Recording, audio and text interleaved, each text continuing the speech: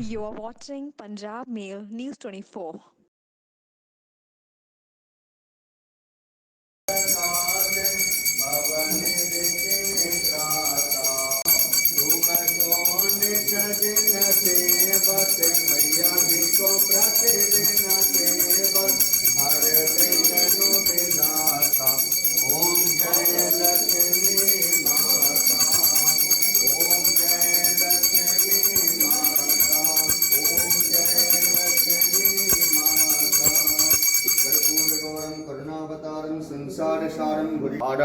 समर्पयामि आदिशक्ति नमः। महालक्ष्मी मंदिर प्रबंधक कमेटी वालों सारियां दा इत्थे आया ते आभार व्यक्त करदा और सारियां दे अगे बिनती है कि थले लंगर हॉल दे विच चाह पानी दा अरेंजमेंट है।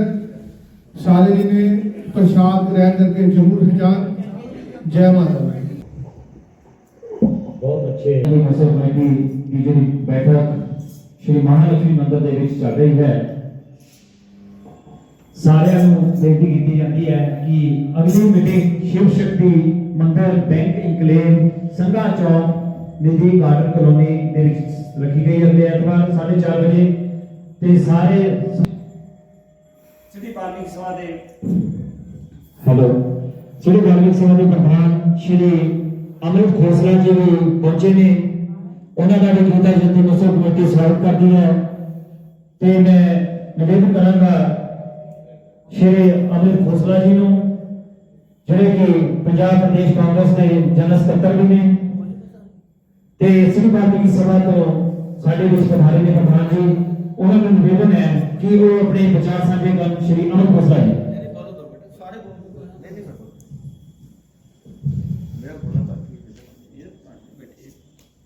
बहुत ही हर साल गीता जयंती की एक विशाल शोभा यात्रा श्री राम चौक तो कटे कटते हैं और असी भी हमेशा ही सिटी वाले साहब जो भी अध्यक्ष साहब रवि जी ने आदेश दिता है और असी उसकी भूमि पालना की है और जो भी इस बार भी जो साढ़े हुक्म लगाओगे असी उन्होंने बढ़ चढ़ के शोभा यात्रा भाग लवांगे। बहुत अच्छे विचार रखे ने अमित खोसला जी ने बैठक चल रही है श्री महालक्ष्मी मंदिर दे विच मैं जय घोष बुलावांगा सारे भक्तां नूं बेनती है जय घोष दा जवाब जोश देना जय कर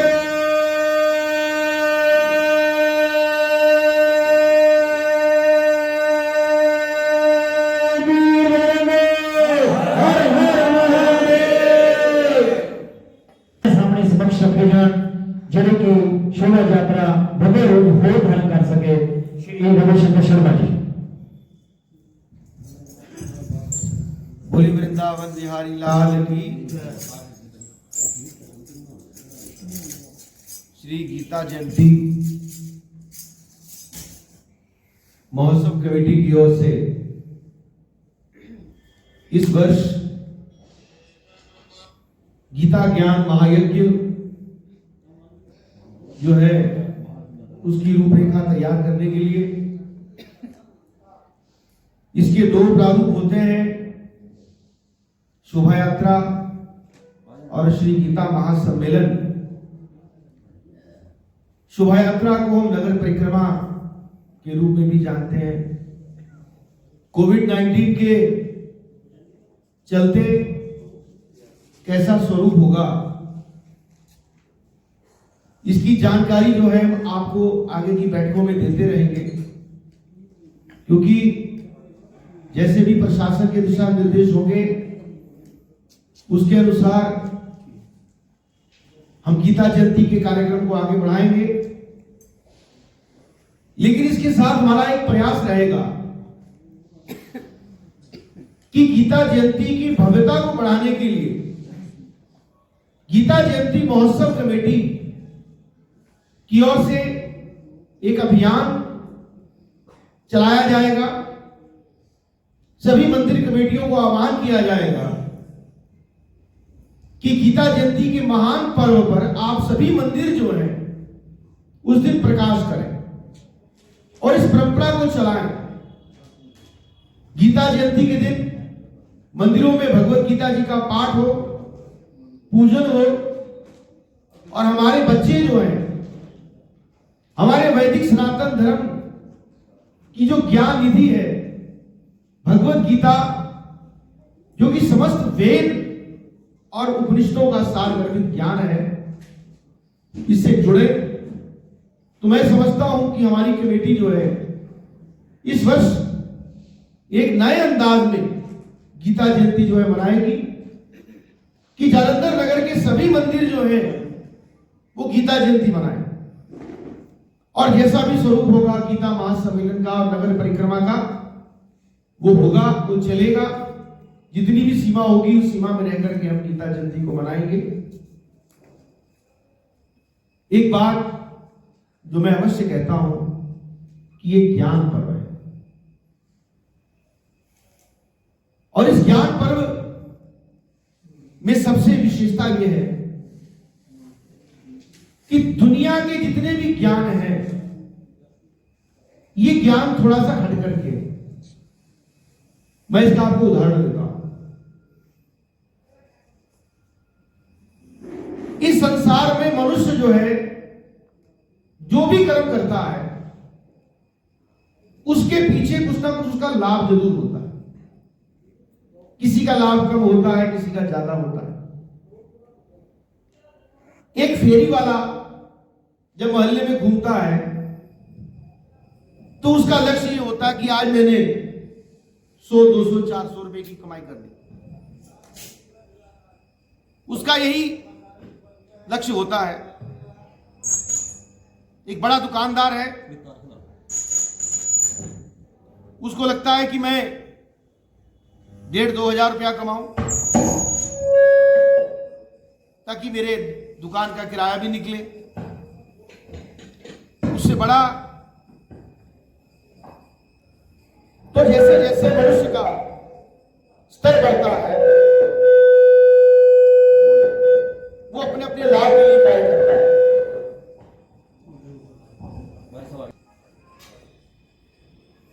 एक राजा का लक्ष्य ये होता है, कोई ठीक सी गया, लक्ष्य ये होता है कि वो अपने राज्य की सीमाओं को सुरक्षित रखे,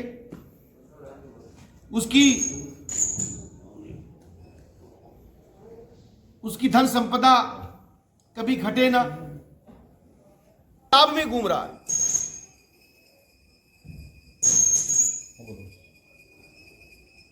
अब इस मनुष्य जीवन में आकर के अगर आप अपने सीमित लाभ में ही घूमते रहेंगे तो आप बहुत घाटे में रहेंगे। मैं आपको एक छोटा सा दृष्टांत देता हूं। सबसे पहले मैं बधाई देता हूं वीरेंद्र जी, ये अपने परिवार को लेकर के आए हैं। कहते कि आपने जो विचार कहने हैं मैं उसको सुनाने के लिए, और अभी हरिवंश जी आए तो बोले कि आपका व्याख्यान कब होगा, मुझको जाना है। तो मैं समझता हूं कि आप भगवत गीता के उन महान वाक्यों के सार को सुनने के लिए यहां पर आते हैं, और सबसे बड़ा सुंदर भाव भी यही है और सबसे अधिक लाभ भी यही है। इंद्रद्युम्न नाम का एक राजा था। कहते हैं कि उसने जीवन में इतना दान किया, इतना स्वर्ण दान किया, इतने व्रत रखे, इतना पुण्य कमाया, और जब इतना पुण्य कमा लिया तो उसको उन पुण्य कर्मों के अर्थ में उसको ब्रह्मलोक प्राप्त हो गया। हमारे मल्होत्रा जी बैठे हैं। तो ब्रह्मलोक प्राप्त हो गया तो बड़े आनंदित हुए। उन्हें बड़ा हर्ष हुआ कि मैंने जीवन में जो भी पुण्य कमाया उसके बदले में मैं आज आनंद ले रहा हूं। इतने बड़े लोक में इतनी सुख सुविधा, मैं सब कुछ प्राप्त कर रहा हूं। जब सुख भोगते भोगते बहुत समय निकल गया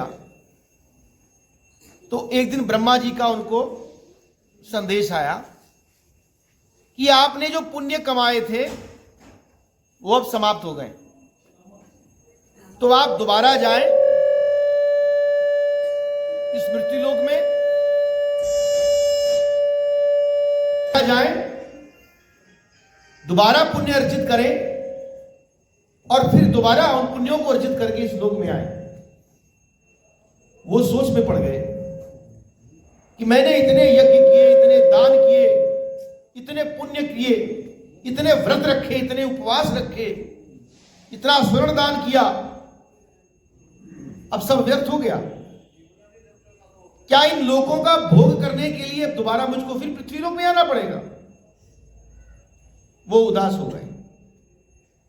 उन्होंने कहा कि इतने वर्षों तक मैंने जो कुछ किया, वो की भगवत गीता यही कहती है कि तेतम भुक्त्वा स्वर्गलोकम विशालम क्षीणे पुण्य मर्तलोके विशंति, कि जब आपके पुण्य क्षीण हो जाते हैं तब आपको दोबारा मृत्यु लोक में आना पड़ता।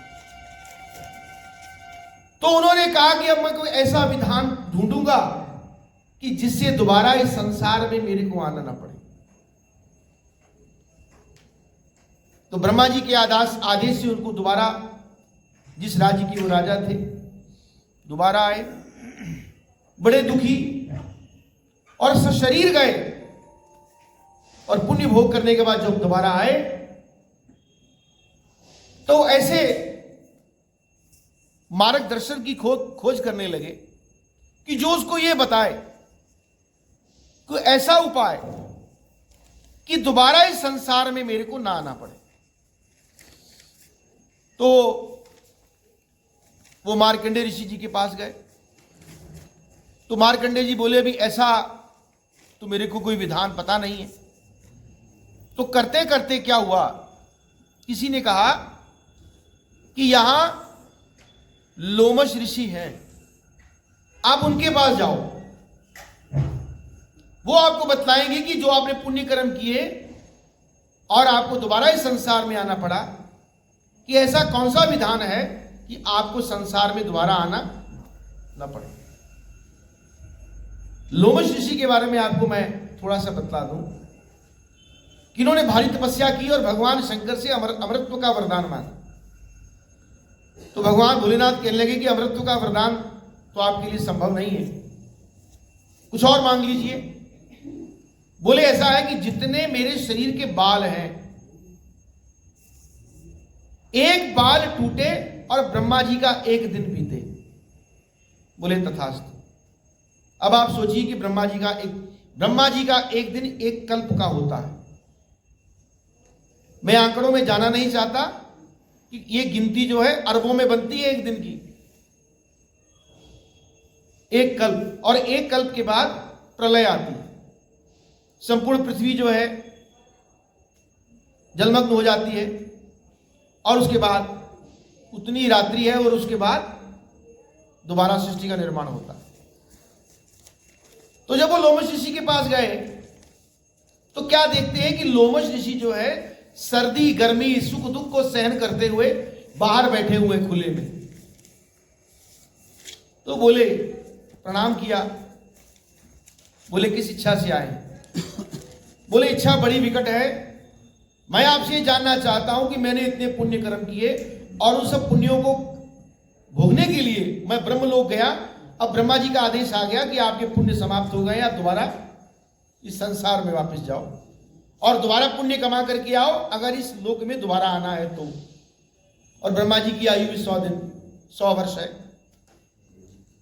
तो मुझे बतलाइए कि ऐसा कौन सा कर्म है, ऐसा कौन सा विधान है जिसको मैं करूं और दोबारा इस संसार में मेरी वापसी। क्योंकि दुखालय में शाश्वतम, ये संसार जो है ये शाश्वत रूप से सदा के लिए ये दुखों का घर ही है।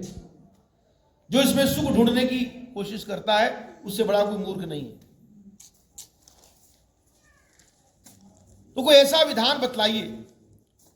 तो क्या देखते हैं, लोमश ऋषि जो है सुख दुख को सहन करते हुए तिनकों की छाया में बैठे हुए, ना झोपड़ी ना घर ना गुफा, खुले में बैठे हुए। बोले, आपने कोई आश्रम नहीं बनाया? जो बोले, थोड़ी सी तो मेरी आयु है, अब इतनी सी आयु के लिए मैं क्या घर बनाऊं?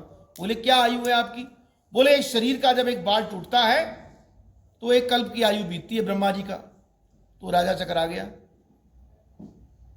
मैं तो इतने में दुख मान रहा हूं, इन्होंने तो कई ब्रह्मा जी का आगमन देखा है, कई ब्रह्मा इनके सामने आए और कई ब्रह्मा इनके सामने चले गए, और मैं थोड़े से दुख के लिए बैठा हूं कि मुझसे वो ब्रह्मलोक छिन गया। और इन्होंने कितने ब्रह्माओं को जाते हुए देखा और ब्रह्मा को आते हुए देखा, और इन्होंने अभी तक अपना घर तक नहीं बनाया और ये संतुष्ट है।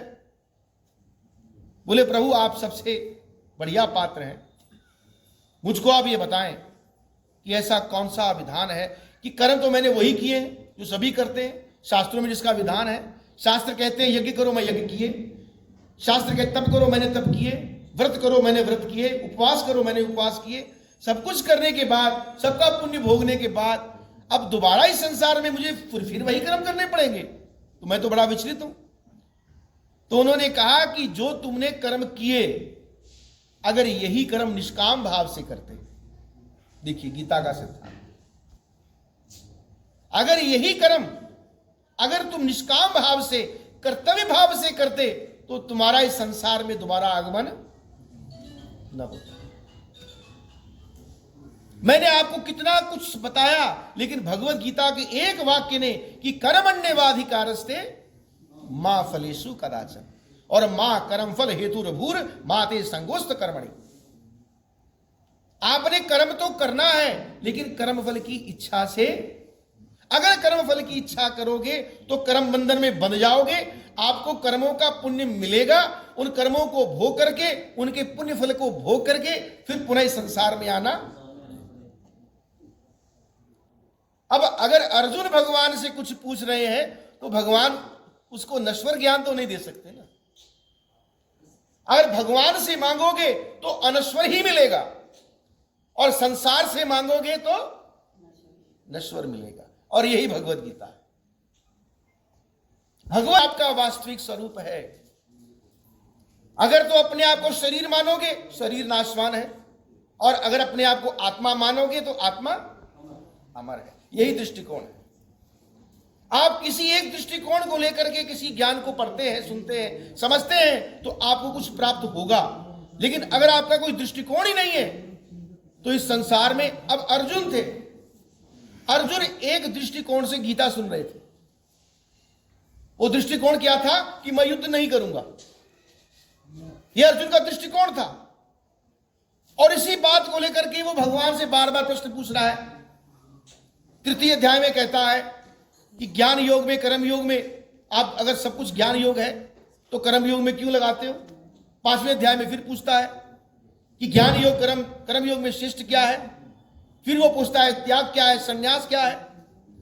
तो भगवान सभी कुछ कह करके अर्जुन को इसी बात पे ले आते हैं कि अनाश्रितः कर्म फलम कार्यम कर्म करोति है। आपको आनंद नहीं आ रहा सुनने में कि अनाश्रितः कर्म फलम कार्यम कर्म करोति है, कि जो कर्म फल का आश्रय ना लेकर के करने योग्य कर्म करता है, स सन्यासी यच योगी, वो सन्यासी है, वो योगी। वास्तव में अगर आप सन्यास को धारण कर सकते हैं तो गृहस्थ आश्रम में ही कर सकते हैं। अगर कोई ये सोचे कि मैं, कुछ लोग सिद्धि प्राप्त करने के लिए वन गमन कर जाते हैं। कुछ लोग सोचते हैं कि सन्यास जो है वो कर्मों के परित्याग का नाम सन्यास है। भगवान ने इस परिभाषा को, इस विचार को पूर्ण रूप से निराधार कर दिया। ये सब बातें जो हैं, ये सब आपके कल्याण के लिए हैं। जो व्यक्ति मनुष्य संसार में आकर के अपने कल्याण के लिए, देखिए, उद्धरेदात्मनात्मानम नात्मानम अवसादय, इस संसार में आकर के अपना उद्धार करना, ये आपका कर्तव्य है, आपकी जिम्मेदारी है। बार हैरान होता हूं कि जब ये विषय कहा जाता है, जो इसके सुनने के अनिच्छुक हैं उनको नहीं सुनना चाहिए, और जो सुनने की इच्छुक है उनको श्रवण के लिए तैयार रहना चाहिए। क्योंकि श्रवण योग जो है भगवान की इस परम सिद्धि के लिए 3 तरह के योग भगवान ने बतलाए। पहला है ज्ञान योग। मैंने जितना इस विषय पर अध्ययन किया है और उसका मैं लाभ देने के लिए मीटिंगें करने का कोई मेरा विशेष प्रयोजन नहीं होता, सबका सहयोग तो मिलना ही है। आपने लंगर भी लगाने हैं, आपने शोभा यात्रा में भी चलना है, लेकिन मैं ये समझता हूं कि आप अभी भगवत गीता पढ़ते नहीं हैं। मैं क्षमा चाहता हूं। अध्यायों 18 योगों को यहां पर वर्णन करूं। एक तो देखिए, भगवत गीता जो है संपूर्ण वेदों उपनिषदों का सार है। के 3 भगवान ने मार्ग बतलाए हैं। पहला है ज्ञान योग। ज्ञान योग ये कहता है जीवन भर में आपको प्राप्त होने वाला नहीं है। ये मां लक्ष्मी जी की चरणों में मैं बैठ करके आपको ये बता रहा हूं मैं कि पूरी भगवत गीता पढ़ने के बाद लोग इतना पढ़ते समझ में नहीं आता कि ज्ञान योग क्या है, कर्म योग क्या है, ध्यान योग क्या है। ज्ञान योग क्या है? अपने आप में कर्तापन का भावना होना। कर्म योग क्या है? अपने संपूर्ण कर्मों को भगवान के अर्पित कर देना, ये क्या है? और तीसरा क्या है? ध्यान योग। और जो ये तीनों योग नहीं कर सकते उनके लिए एक योग और है, सुनना चाहेंगे? वो है श्रवण योग। जो ना ज्ञान योग कर सके, जो ना ध्यान योग कर सके, जो ना ज्ञान जो करना ना कर्म योग का आचरण कर सके, उसके लिए श्रवण योग। अन्ये त्वेव जानन्त श्रुत्वा नेभ्य उपासते ते अपि चाति त्रन्तेव मृत्युम श्रुति परायण। ऐसे अज्ञानी जन जो केवल सुन करके ही तदनुसार उपासना करते हैं, ऐसे श्रुति परायण लोग भी तर जाते हैं। भावना के लिए एकत्रित हो रहे थे और कुछ लोग अधर्म के मार्ग पर अपने अधर्म को पोषित करने के लिए युद्ध कर रहे थे। और विजय किसकी हुई? धर्म की। तो धर्म का ज्ञान तो यही है कि आप अच्छी सोच लेकर के चलें, अच्छे कार्य करें। यह है कि हम भगवत गीता, मैं कुछ नहीं हूं, संस्था कुछ नहीं है, सबसे बड़ा होता है उद्देश्य, कि किस उद्देश्य को लेकर के आपने संस्था का निर्माण किया है। और गीता जयंती महोत्सव कमेटी जो है, इसका मूल लक्ष्य है कि गीता जयंती पर्व मनाना और अपने बच्चों में, अपने युवाओं में उनको भगवत गीता के साथ जोड़ना। ये तभी संभव होगा अगर आप सभी जो है इस गीता जयंती पर्व को भव्यता से मनाएंगे, सभी मंदिर भव्यता से मनाएंगे। तो इन्हीं शब्दों के साथ मैं आपका बहुत बहुत धन्यवाद करता हूं कि आप मीटिंग में आए। बोले वृंदावन बिहारी लाल की जय।